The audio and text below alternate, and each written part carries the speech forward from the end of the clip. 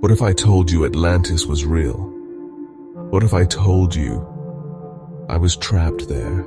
A city lost in time, hidden beneath the ocean's abyss, and I had no way back. I was never meant to be here. I was a scientist, a historian, a traveler through time.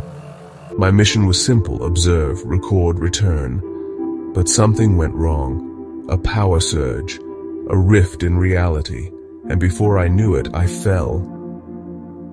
I woke up gasping for air, submerged in deep blue light.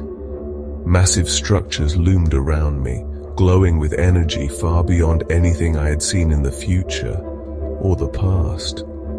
Atlantis, it wasn't just legend, it was real, and somehow, it was alive. I drifted through the currents, my mind racing. The ocean felt lighter here, almost as if gravity itself had changed. Then I saw it, a colossal gateway, guarded by two statues of beings I did not recognize. Their faces were smooth, unreadable, yet their eyes seemed aware. As I swam closer, the statues shifted. They were not statues. They were sentries, and I had just triggered something ancient.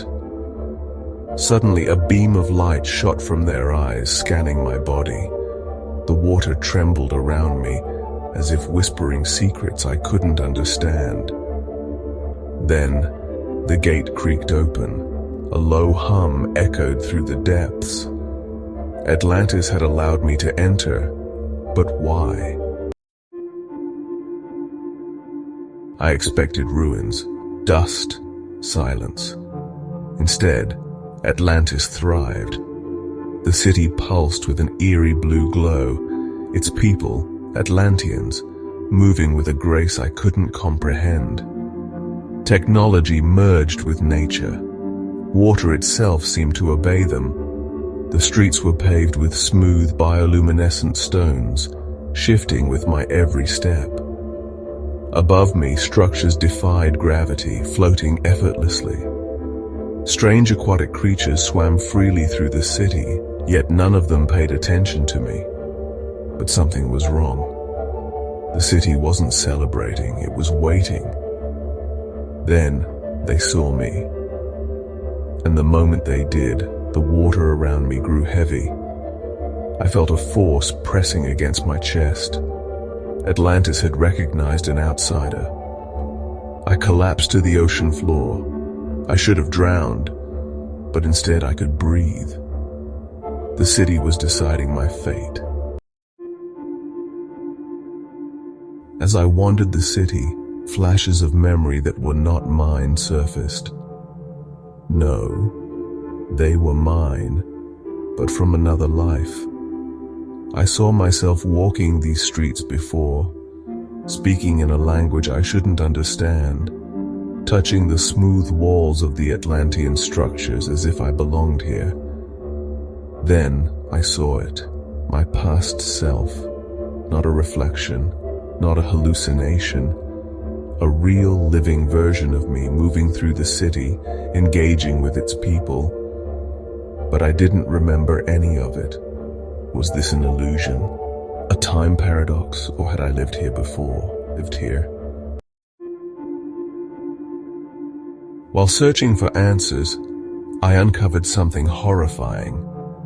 Someone within the city was working to take it down from the inside. A secret faction, the Forsaken, believed Atlantis had lived too long in its unnatural loop. They sought to unleash an ancient power that would tear the city from time itself, obliterating it forever. And the worst part? They believed I was the final key to their plan. Atlantis had an enemy, a hidden civilization, one that had been watching, waiting for its downfall. The Varricans, an advanced but ruthless race, sought to take Atlantis's place. Their people had once been allies, but jealousy and greed had turned them into enemies. They had waited centuries for this moment. If Atlantis fell, they would rise as the dominant power, rewriting history itself. And they had operatives, disguised within Atlantis, working alongside the Forsaken to ensure the city's destruction. In the midst of this war, I found allies, Atlanteans who fought to save their home. I trusted them.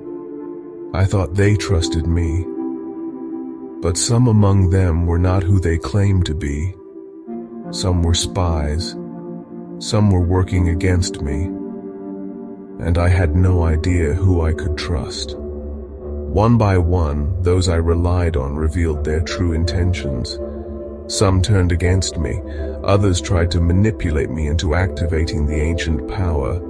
The weight of betrayal was suffocating. I had to uncover the truth before it was too late. I began having dreams, visions that felt more real than waking life. In them, I was in another Atlantis, yet different. Sometimes the city was crumbling, sometimes it was thriving beyond imagination. Sometimes I was there as a scientist, other times as a king. I was shifting between realities, caught between worlds. Was Atlantis unstable? Was I losing my mind? Or was I seeing the past, present, and future all at once? A voice from the dreams whispered to me, guiding me, telling me where to go, what to seek. I wasn't alone. Someone, or something, was trying to help me. I had to understand what was happening. Every night, I followed the visions deeper, allowing myself to drift further into unknown realms. I met beings, neither human nor Atlantean, who spoke in cryptic messages, guiding me toward a forgotten truth. They showed me the nature of Atlantis itself. It was never meant to be a city. It was a construct, a gateway between dimensions, built by something older than humanity. If it collapsed, it wouldn't just vanish, it would erase entire realities. I was not just fighting for Atlantis, I was fighting for existence itself. The war had begun. I had no choice but to lead. I ventured to hidden ruins, searching for warriors and technology that had been lost to time. The fate of Atlantis and countless worlds rested on this battle. I was ready. The war. The time had come. I journeyed to the farthest reaches of Atlantis and beyond, seeking warriors, scholars, and even lost remnants of ancient civilizations who had once thrived in this world. Some answered the call, others remained skeptical. But as the sky darkened, we knew the battle was inevitable. The Varrocan fleet emerged from the depths, massive biomechanical warships slicing through the water like shadows of doom. Their weapons pulsed with unfamiliar energy, capable of obliterating entire sections of the city. They had waited centuries for this moment. A horn echoed through the waters, a signal. The first attack came from above, as streaks of molten plasma rained down upon the Atlantean barriers. The shields flickered but held firm, for now. The warriors at my side gripped their weapons, some ancient, some enhanced with the technology we had unearthed. This was our stand. As the Varrocan forces breached the outer perimeter, chaos erupted. The water became a battlefield, bodies clashing, weapons igniting, ancient magic colliding with futuristic firepower. I fought alongside the warriors, my mind flooded with battle strategies I should not have known, another piece of my forgotten past bleeding through. Then I saw them, the Forsaken. Within Atlantis itself, chaos broke out as traitors revealed themselves. Allies turned on one another, strategic outposts were sabotaged, and the very core of the city trembled. The war was not just external, it was within. I had no time to process the betrayal. I locked blades with a Forsaken warrior, the sheer force of our clash sending shockwaves through the water. This was only the beginning. As the battle raged, I felt it, a pull, an undeniable force calling me toward the heart of the city.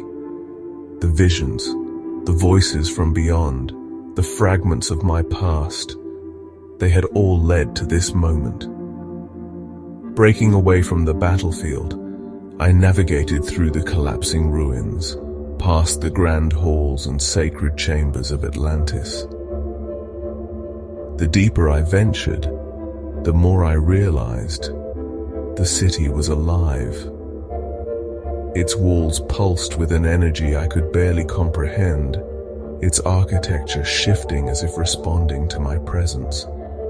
Then at the very core, I found it.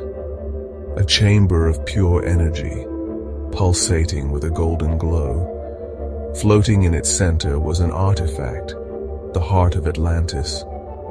Memories surged through me. This was the key, the reason Atlantis had survived across dimensions.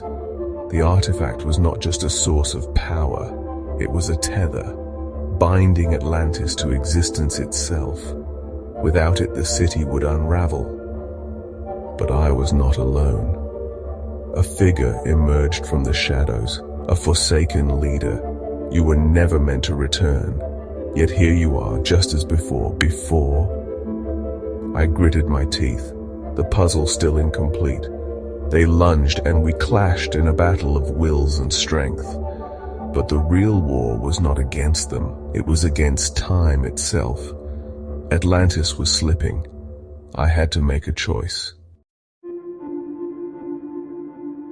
The Forsaken were not just rebels, they were anomalies. They did not belong to one timeline or reality. They existed in all of them, manipulating events to lead Atlantis to destruction. As I fought their leader, the very fabric of time wavered around us. Each strike sent ripples through existence, showing glimpses of different versions of Atlantis. Some were ruins, others thrived beyond comprehension. One was unrecognizable, a dark, corrupted realm where the Forsaken ruled. A brutal strike knocked me backward, and in that moment, the heart of Atlantis pulsed violently. I saw everything. I had done this before. I had fought this battle 1,000 times, and I had failed. This time, I had to break the cycle. I grasped the heart and for the first time felt its will. Atlantis did not wish to be trapped. It sought to be free. And so, I made my choice. I could let Atlantis transcend. I could sever its ties to this reality, allowing it to exist in a dimension beyond time itself. It would be safe, forever. But in my world, in history, Atlantis would be lost. I turned to my allies, my friends. Some had fought beside me, some had betrayed me, but all had played their role.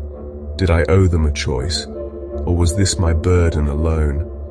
With one final push, I channeled every ounce of strength into the heart of Atlantis. A brilliant light consumed the city. The war froze in time.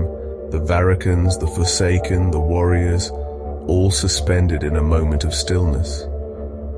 Then Atlantis faded. I awoke on the shore of an unfamiliar land. The city was gone. No ruins, no remnants. Atlantis had vanished completely. I wandered the world searching for any trace of my past, any sign that Atlantis had not simply been a dream. Then, one day in a forgotten library, I found it. An ancient book, older than any known civilization. Inside, my story was written. Every battle, every choice, every sacrifice, the legend of the man who had saved Atlantis, but no author's name, no known origin, no record of who had left it behind. It felt like someone had placed it there just for me. And at that moment, I knew I had succeeded. Thank you for unlocking another tale from the Vault of Tales. Like, share, and subscribe for more immersive journeys. Let us know your thoughts in the comments.